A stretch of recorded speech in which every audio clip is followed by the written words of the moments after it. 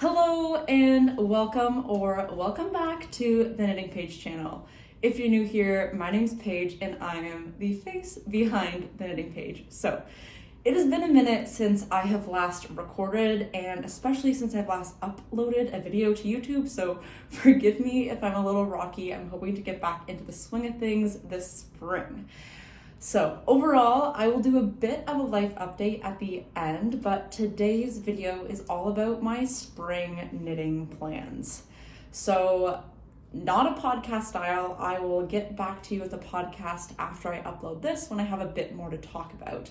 And if you have been around before, you'll know that my plan videos are often a little bit aspirational, to say the least, and I oftentimes have way more projects on them than I have time to knit.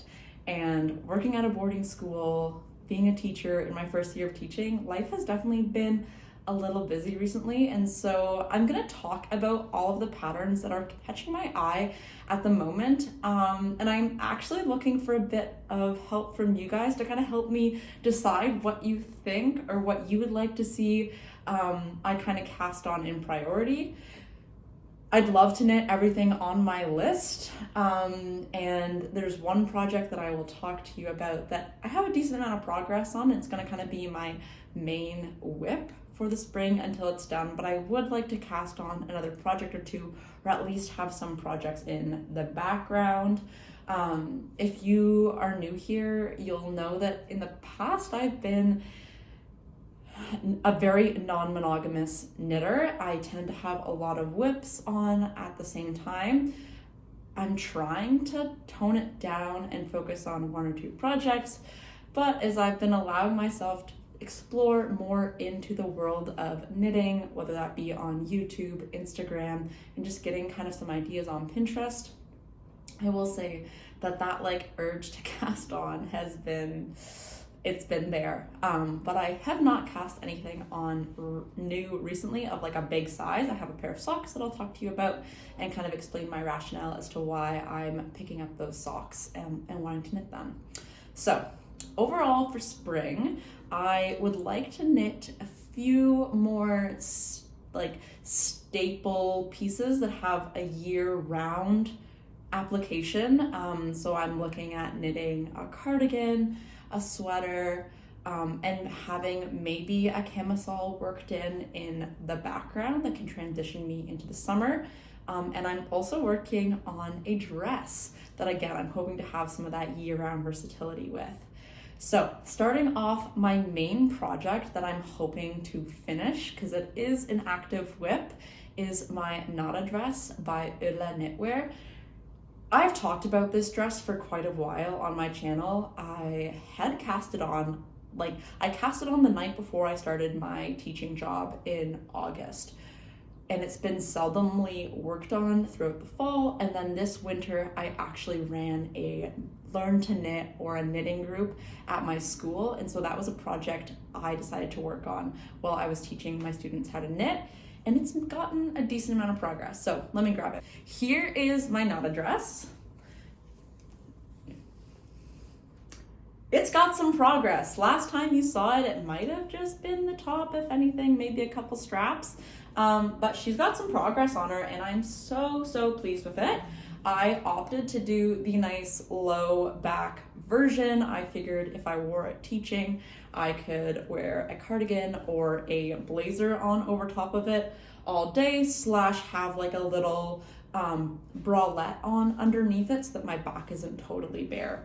But I wanted to do the low back version just because I thought it was like super sexy, and if I'm going to spend all the time knitting a dress, I want it to be something that I really want to wear. And so I opted to do the low back version. I am using the recommended yarn that Maria suggests, but I'm not using the right ratio. She suggests using Issachar Marilyn and Issachar Trio 2. I think because of that huge Issachar drop last summer, it was just like Trio 2, Trio 1 were always out of stock. And I wound up getting my hands on some Trio 1, but Issachar yarns aren't necessarily super cheap. And when you're knitting, I'm planning to knit this like a maxi midi length. it's a lot of yarn. And so I tested out holding Mary Lynn with one strand of Issachar Trio 1 held double on 3.5 millimeter needles, which is a smaller gauge than the pattern calls for. And I wound up really liking the overall gauge. I'll kind of bring it up closer to the camera. So hopefully that was in focus. It has a nice marled look because I am using, let's see if the colors are on here.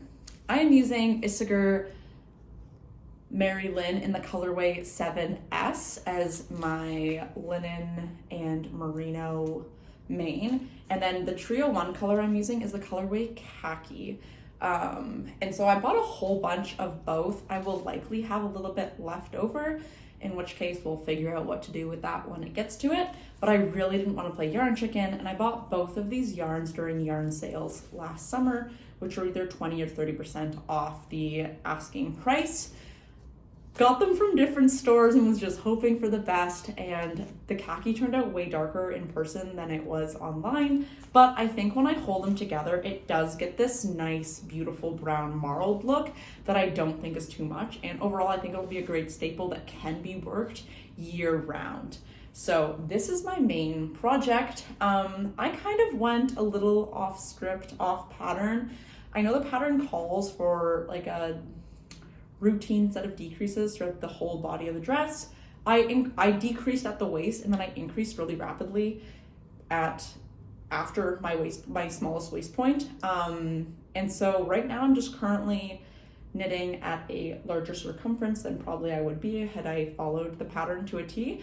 But I think it's gonna work out, and if I try it on later, I can always add a little slit at the side or at the back of the dress to kind of help compensate for some movement. But I also just got the Aritzia contour tube dress that I wore on a vacation to Cuba that I went on for March break. And I actually really don't mind the like tightness of the legs for it being like a nice like evening style date night dress. But I do think trying it on with like the cables that you add to your needles, it does feel like there's enough movement for it to be practical. So this is my main project that I'm going to be working on this spring. I honestly feel like the rest of it will fly by.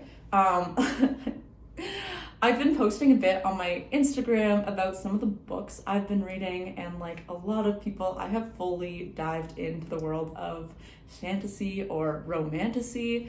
And I have recently purchased a Kindle, and I've honestly been loving the mindless stockinette to work on while I read my Kindle.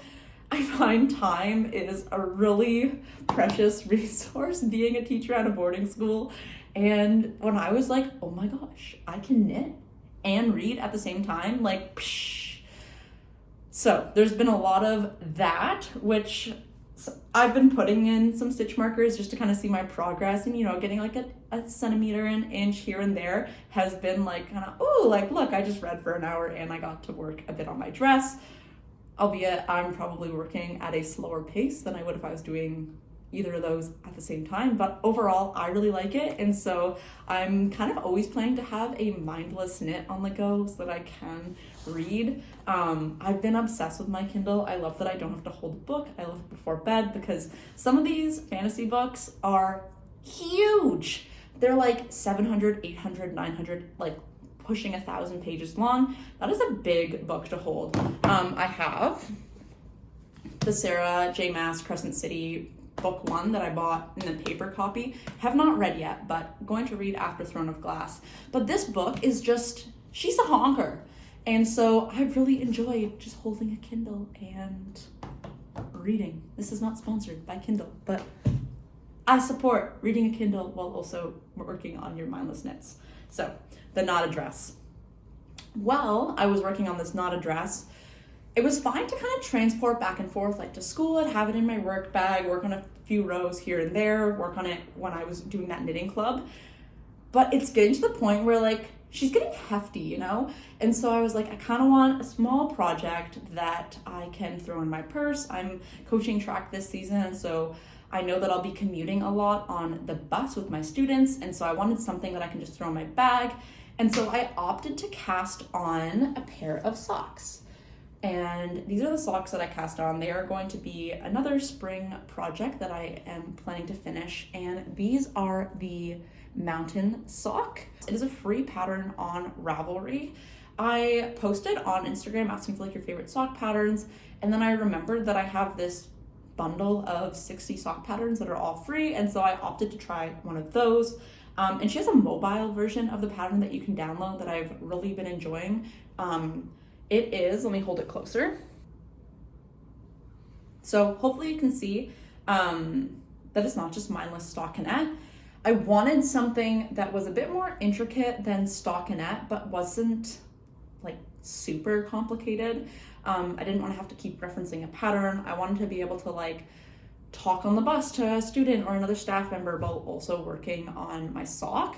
And so the mountain sock is a pattern that is made just purely of knit and purl stitches, and it's really repetitive. Anyways, I started it, I loved it. Looking at it, I was like, oh, this might be more complicated than I think it is, but after seeing the pattern, it is a really straightforward repeat. There's 4 different kind of stitch patterns you do, but you do each row twice. Anyways, it's a great pattern. I highly suggest it if you want something a bit more elevated than a mindless stockinette sock. Don't want to do ribbing, but you still want to have something that you don't have to overtly think about. I am using this yarn that is in the colorway Spruce, and it's by Natural You, which is a Canadian company yarn dyer based out of Nova Scotia.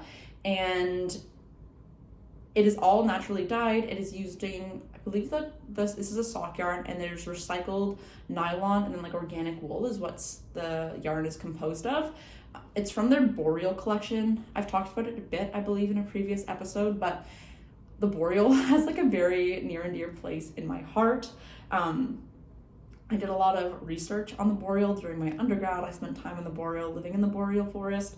And so when I saw that they had this, there was a yarn dyer that I really wanted to try, and they had this amazing collection all based on like what I find really beautiful and like very home. I knew I had to buy some, and so I thought I ordered more sock yarn than I did, but I wound up ordering a whole bunch of 100% organic wool that's in a fingering weight yarn that I'll have to figure out what to do with. But I did get one sock yarn, so did a poll on my Instagram. It was like a really tight tie between the spruce and this like beautiful lavender color.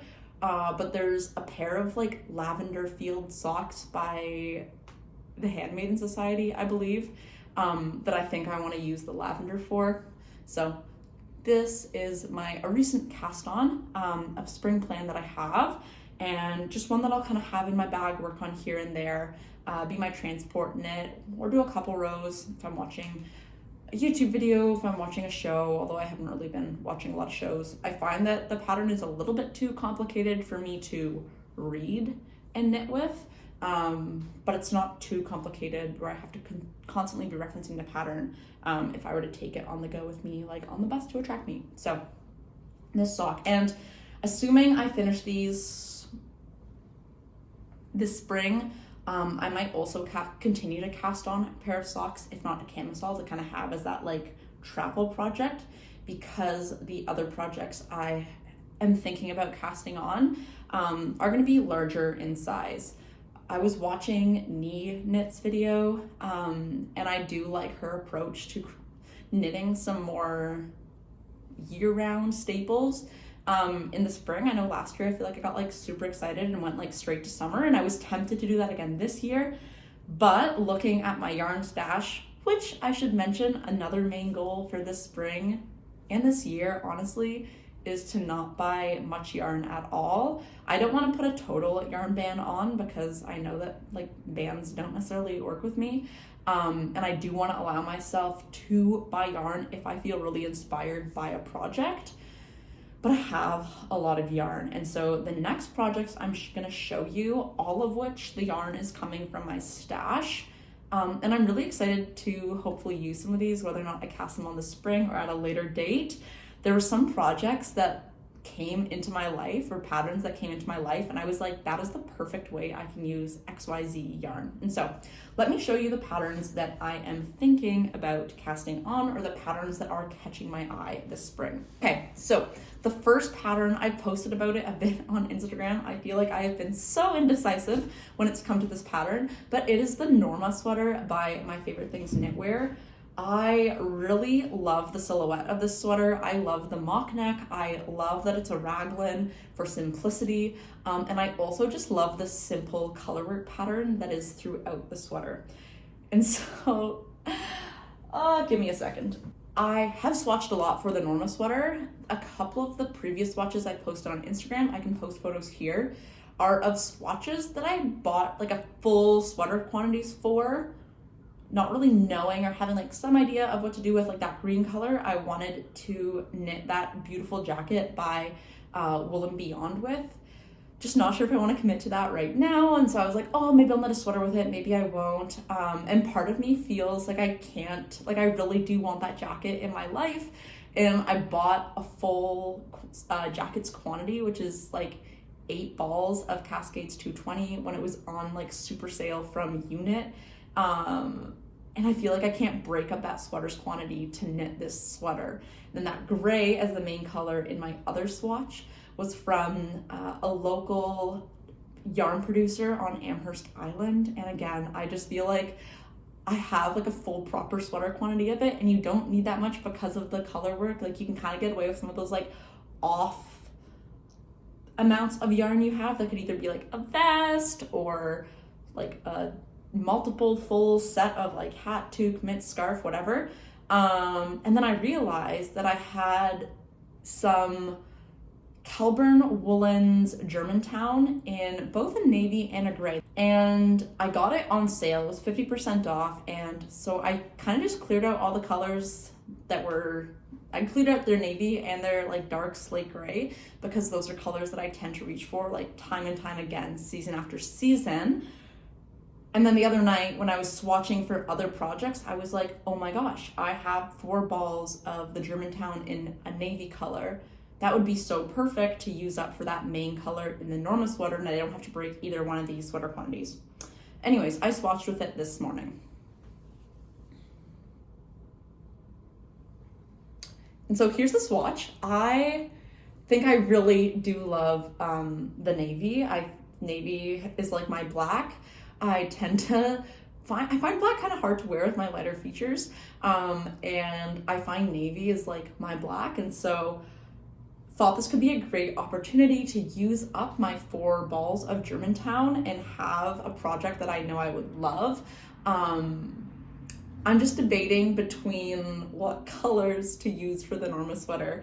I had an extra ball of the orange, which is also Germantown by Kelburn Woolens, left over from my blouse number 1 that I did with a worsted weight and a mohair. And so I was like, that could be a great opportunity to use up that orange. And then I have them right here. This was one recent-ish yarn purchase I made, but this is a Cascades 220. I don't have the yarn tag anymore to know what color it is, but it's in like this beautiful greeny, gray, blue color that I was obsessed with the first time I saw it, but I was like, you do not need to buy like another sweater quantities of yarn. And when I saw the Norma sweater come out, I was like, ooh, that color could work perfectly with some of the the options that I have. And so I purchased a skein of this to use in my Norma sweater. So I do really want to use this color, but I know the white is kind of like the more subtle safe, but I really do like the contrast of the orange and the navy, and I think it could be like a really fun statement sweater. And if you've been here for a while, you know that I'm not afraid of color. And I feel like some of the other pieces I'm knitting this spring are a bit more safe. And so I'm kind of leaning towards this orange being one of the contrast colors with that navy. So we'll see. I do have a few, like, if you think of like, oh, it could look great with that color or this color, I've got a lot of scraps and yarns on hand that I could experiment with. But right now I'm leaning towards that orange. I'm leaning towards this orange, teal, and navy combo for the Norma sweater.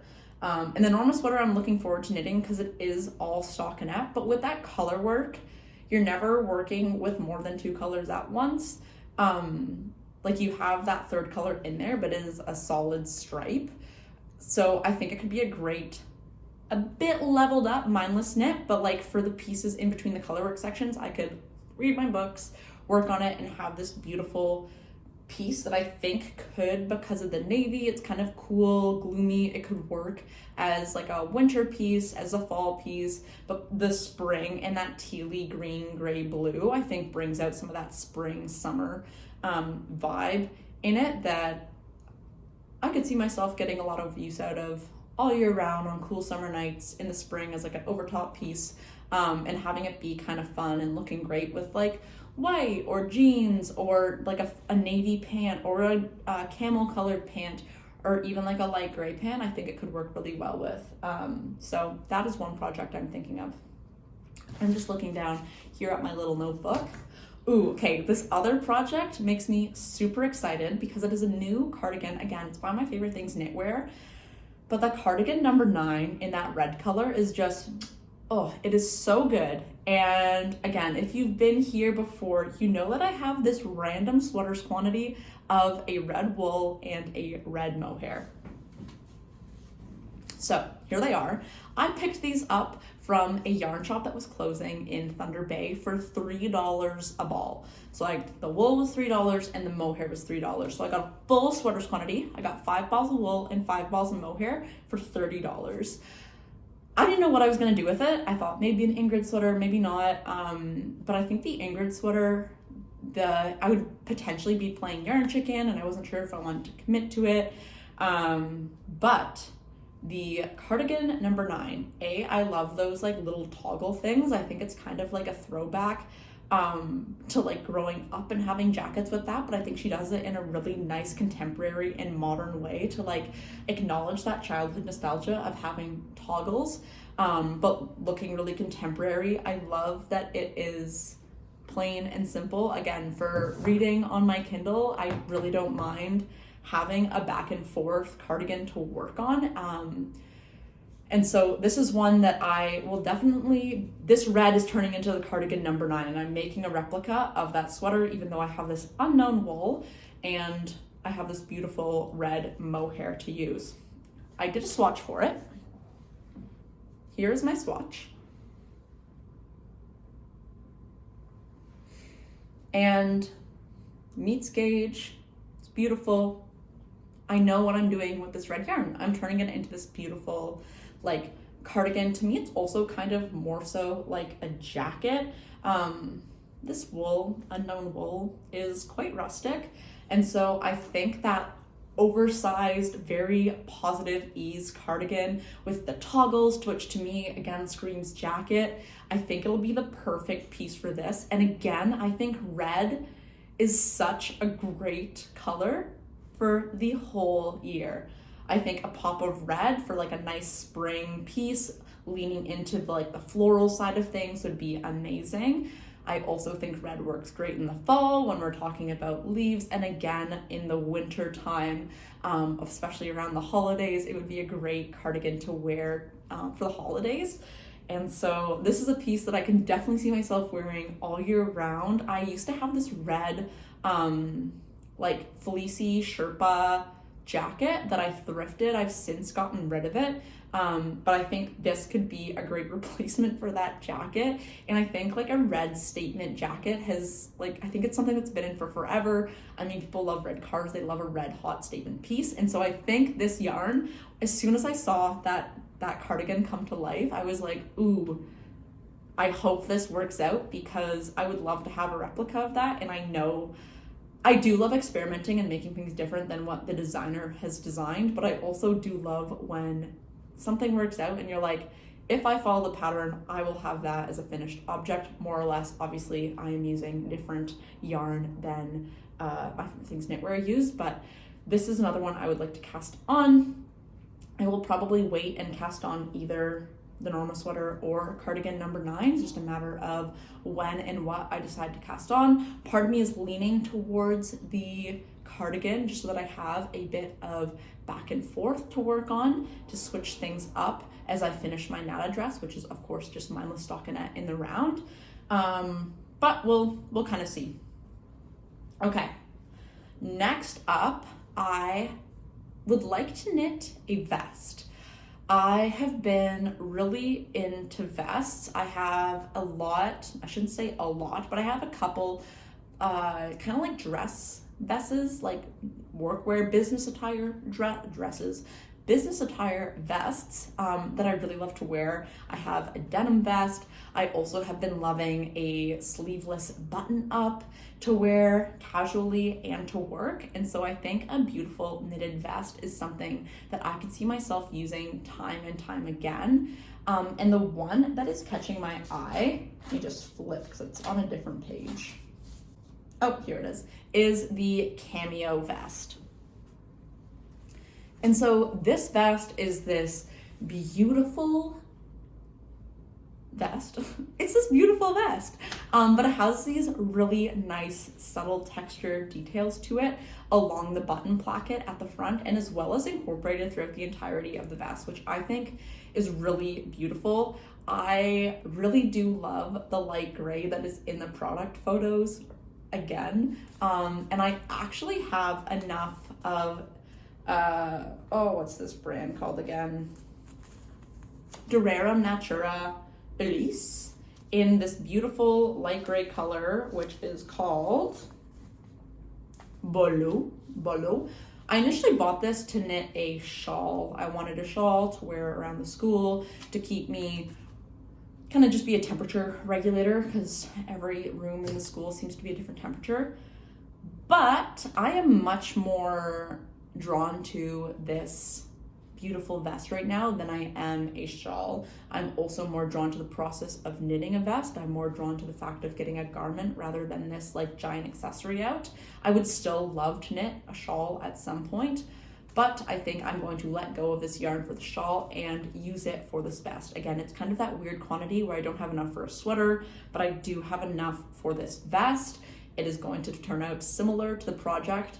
And again, I don't have to buy more yarn to complete this look. I really love, to me, vests are kind of a nice mix of like femininity and masculinity. I think the boxy cut is very masculine, but the little delicate details, the texture details throughout this vest add like a very feminine flair to it, paired with, I've really been enjoying like men's wear dress pants and jeans. And so I think that delicate flower look with like a pair of jeans, or I have these like navy men's dress pants that I thrifted, would be a really nice look that I could wear to work. I love that I can wear it open, or I can wear it done up as a top, depending on kind of the style that I'm going for. And so this is a piece that I would also like to cast on. But because I like to cast on this piece, I'm not sure whether or not to go for the cardigan or the Norma Sweater to have a mix of back and forth knitting. Obviously this one isn't going to be super mindless because it does have that texture going on throughout the entirety of the vest. I don't own the pattern yet to know how complicated the texture is, but this is one that I would like to have this spring, and I think it could be a great transitional piece for summer, and potentially even wear in summer, depending on how hot it is. I know it would be a 100% wool garment, but because it's sleeveless and a vest, it could be cute, even like open up over top of a swimsuit when I go to the beach and whatnot. And so as I'm speaking, I'm like, maybe this will be the next project I cast on. I have not swatched for it yet, but it is one that I think would be absolutely stunning, and it uses up some of my stash yarn, as do all of these projects. I guess I kind of would like to go through this approach where I always have a sweater, a cardigan, and like a top on my needles, and a sock / accessory. So I guess I want to have 4 whips, just to kind of switch things up. I'm a sucker for mindless stockinette, but I also do love working on a textured pattern, and I also do love working on a back and forth cardigan style pattern as well. And then I love the, I guess, adrenaline endorphin rush of finishing a small project, which is kind of where those accessories such as socks or like a headscarf, or I just knit a Kindle cover for my Kindle, one of those little projects just to get that like finished object high. So I would like to turn these yarns into sweater number 14 at some point, maybe this spring, maybe over the Norma Sweater, because I can't seem to figure out what color combo I want to use, because it seems like I have all these random colors and yarns that could pair, and I just know if I want to kind of find the perfect one before I commit to it. So this maybe could be cast on in over the Norma Sweater. We shall see, but again, using up some stash yarn, working on a project that I've loved forever, and that I've seen a lot of people knit and cherish is definitely something that's attractive to me. So that is another project that I would like to finish / cast on, not finish. But again, overall, I would like to kind of tone down the amount of whips I have. I also do have some languishing whips that I will seldomly, I think my plan is to kind of work on them here or there, make a little bit of progress, but because I kind of lost my mojo in the winter for knitting, again, was knitting here and there, like I did this as a test net for Ozetta, I worked on my Nata dress, I really do want to knit pieces that I'm like really excited to knit until I kind of fall into that routine again, and again, I don't mind picking up and doing a row here and there on like my Eva cardigan or my Talia cardigan until it gets done. And maybe I will want to finish those pieces, but I want to decide. I have my Nata dress, and I guess in the next couple days after this gets posted, I'd like to pick another garment to cast on to be like my spring project, in addition to my Nata dress. Okay, so this last one that I'm thinking about casting on and would love to cast this on at some point, again, whether it's the spring or not, I do not know. I'm also realizing as I'm looking over at the yarn that I have a lot of neutrals going on, which is very weird for me. I'm typically someone that has color everywhere. And as I'm looking at this next piece, it's another neutral. But I bought a whole bunch of this chunky roving retreat by West Yorkshire Spinners to knit my mom a sweater with when she was like, I want the sweater, and I had just done the Hulla sweater, and I was like, this would be perfect in the Hulla sweater, and then anyways, she was like, I actually want that sweater. So I bought a whole bunch of yarn, and again, this was like on sale, so I think I just picked up everything that the store had, which is 10 or 11 balls of the roving retreat, which is a lot. And I was on Instagram this morning, and I came across the Nikki Set by Le Pull. Obsessed. It is a basket weave sweater and skirt set that is using bulky weight yarn, and I was like, oh my gosh, I have bulky weight yarn, and I have enough bulky weight yarn that I could definitely knit the skirt and either turn it into a vest or knit the skirt and sweater. This yarn gets more yardage than the recommended yarn, and so based on yardage, I have enough to knit both the skirt and the sweater in my size, and it would use up almost all of this yarn, which is amazing. In terms of weight, I think because this is roving and it's not a spun yarn, I do get more meterage per 100 grams in the yarn that they recommend. And again, I also did swatch for this morning actually, and it's currently getting washed and blocked with my sweater number 14 swatch. But this is a set that I think would be so cute. And again, I think it has great versatility year round. There's that one basket weave pattern that has been saved in my favorites. I know Anna has knit it before. And it's beautiful. And so I thought I was going to use this for that. And then when I saw that there was the matching skirt and set, I was like, I don't know, I really do love a little mini skirt for work. I love it for casual. And so I thought, oh, this could be great. It's a beautiful brown that I think is really versatile, can go with a lot. As much as I love a statement set, it would be really nice to have a nice brown sweater I can wear, as well as a nice brown skirt I can pair. And so this is a set that I think would be super fun. If I were to cast it on this spring, which I'm debating about, I would probably go for the skirt first and then work on one of my sweaters or cardigans. The skirt really doesn't use up too much yarn. It's like 300 to 400 meters of yarn, which is really not that much knitting at a bulky weight. And so I know I could knit up the skirt fairly quickly. which could be fun to have as a finished object to wear in the spring before it gets too hot to wear a 100% wool skirt. But I do think it's super cute. And so, I don't know, I just feel like finding that pattern was just like, oh my gosh, yes, this is amazing. And felt so good to have the perfect quantity on hand that I got on sale in a nice neutral color for a really beautiful set. And I don't know, it's Easter weekend, it's Saturday, which is not like a technical day in Easter from my understanding. Like it's not Good Friday or Easter Sunday, Easter Monday, but like the basket weave structure reminds me of spring and Easter. So part of me is like, do I cast it on later today as like a little Easter cast on, and knit up the skirt while also knitting the Nata dress. Apparently I'm really into brown, which I do like brown. But it is funny for me to be like, look at all of my plans, none of them have like a bright pink. I have my red cardigan, but it's weird to like not have something pink on my needles at the moment. But yeah, those are the patterns that are currently catching my eye for this spring. Again, a lot of them being pieces that I think I could rock year round, whether it's color-wise, fit-wise, style-wise, fabric-wise. I think that there's a lot of great patterns. A lot of these are, I guess not a lot of them, a couple of them are like throwback classics. And it feels really great to just be able to pick from my stash, which I guess that's what happens when you have a really big yarn stash, is that you don't have to go yarn shopping because you can go shopping in your stash. But it does feel good to have some plans and some ideas about where to go and what to do.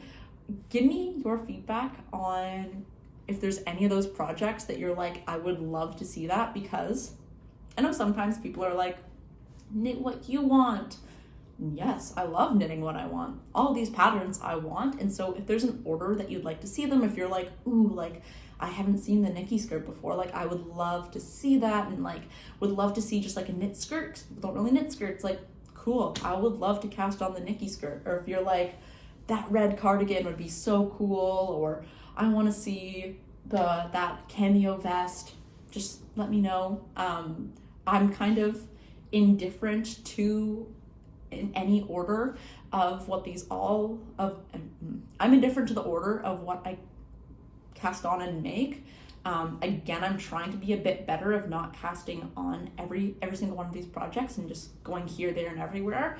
I'm trying to be a bit more intentional, and so having a piece, I feel like none of them are going to be like my Nata dress in terms of a small, totally mindless stockinette piece that goes on forever.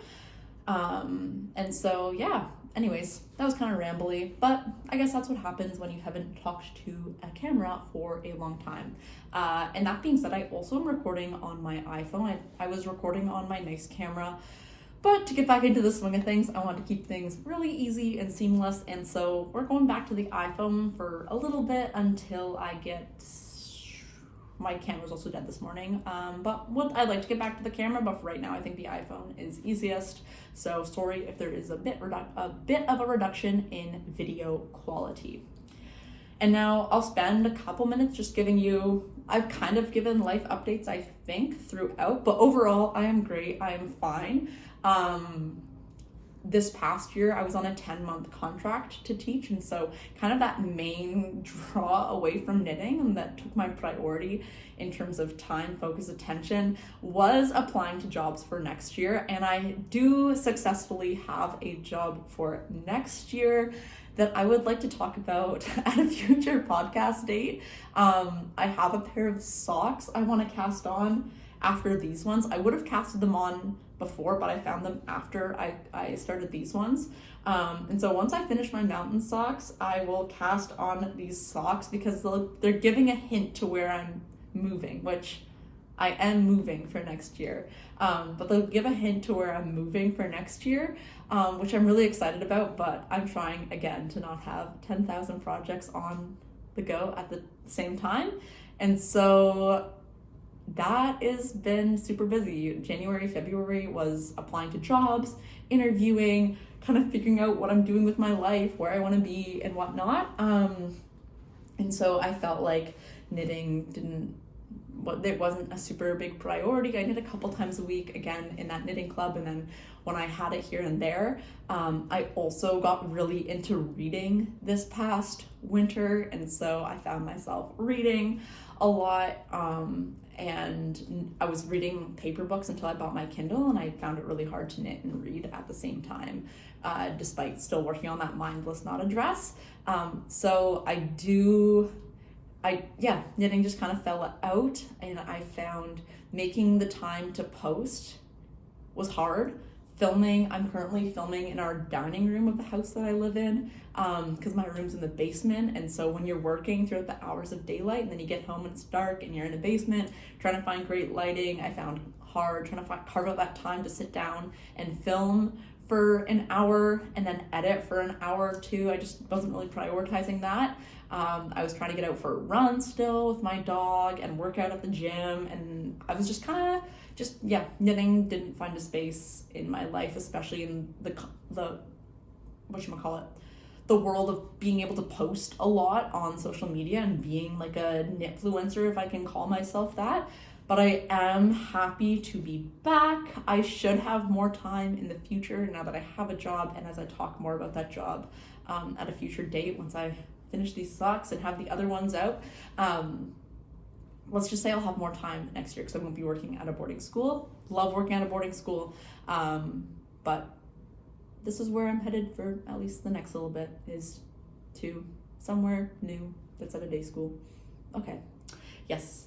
I should also say that I went on vacation as well. I went to Cuba for March break, which was super fun. Brought my Nata dress, knit absolutely 0 stitches on it throughout the time, which I was surprised about. I thought I was going to have all this time lounging around, and I just seemed to fill the days being super content to read, swim, walk, eat, join in the dance classes and stuff. It was super fun. A great vacation. Excited to go back. I think my family and I will go back next year. But yeah, overall, I am doing great. I just haven't been posting a lot on social media, and obviously didn't kind of give you that warning because all of a sudden life got so busy, and it was just like, whoa, okay, step back, relax, focus on you.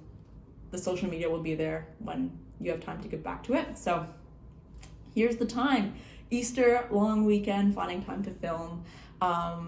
So yeah, those are my spring plans. It's kind of like a podcasty plans-ish style video because some of them are current whips and I have swatches for and whatnot. But I will be back. I don't know what interval I can commit to right now, but I will be back with a podcast giving you an update on what I'm working on. And if you want more frequent updates, you can follow me on Instagram. That seems to be where I find it's easiest to post a lot because you can post a story in about 30 seconds. So yeah, follow me on Instagram again at The Knitting Page if you'd like to see a bit more of an update. And then I do hope to be back at least once a month here, whether it's a monthly roundup of a podcast style or whatnot. I think at least once a month I can do, and then maybe a little bit more, depending on how much time I can commit to. So that's all. Thank you so much for tuning in. Thank you for all those that have reached out recently and have been like, oh my gosh, so glad it's so great to see you back and posting. And I'm okay. I just got busy. And so that is all for today. I am excited to knit this spring. I do find it kind of ironic that I struggle the most to knit during the winter, and it seems that the spring, summer are the times where I get the most knitting mojo. But that's the way it's been the past couple of years. I'm gonna roll with it. I still make beautiful pieces, even if I don't knit for obsessively for a couple months, 3-4 months of the year. So yeah, peace out, Girl Scout.